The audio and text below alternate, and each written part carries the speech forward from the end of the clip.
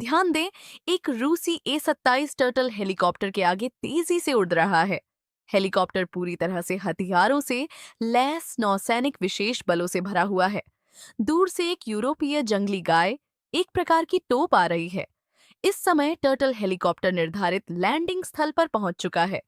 विमान पर लगी भारी मशीनरी लगातार तट पर गोलीबारी कर रही हैं।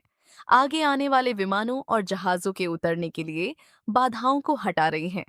फिर विशेष बल लैंडिंग स्थल से तेजी से उड़ान भरते हैं। उड़ान भरने के बाद हेलीकॉप्टर तेजी से इस क्षेत्र को छोड़ देता है। बाकी सब कुछ विशेष बलों को सौंप दिया जाता है। विशेष बल रेत के तूफान का फायदा उठाते हैं। जल्द ही हेलीकॉप्टर तट के पास पहुंच जाएगा।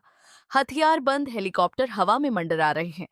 थल सेना भी हेलीकॉप्टर का स्वागत करने के लिए तैयार है। यह 300 मिलियन मूल्य की यूरोपीय जंगली गाय है। टर्टल तेजी से आ रहा है। यह लैंडिंग बल की सुरक्षा में धीरे धीरे तट की ओर बढ़ रहा है। विशेष बल आगे से गोलीबारी कर रहे हैं हेलीकॉप्टर को किसी भी क्षति से बचाने के लिए। भीड़ की आड़ में लैंडिंग शिप ने तेजी से केबिन का दरवाजा खोला। दो बीटीआर बख्तरबंद वाहन तेजी से बाहर निकले।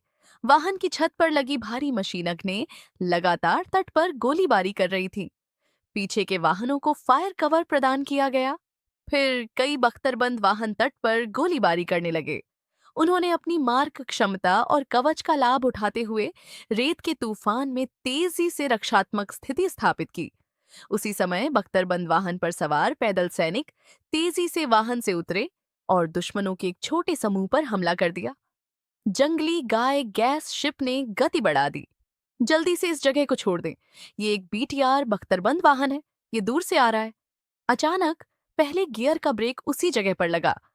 वाहन पर सवार सैनिक तेजी से वाहन से बाहर कूदे और रक्षात्मक गठन में जुट गए। अचानक पहले गियर का यूएवी सिर के ऊपर दिखाई दिया।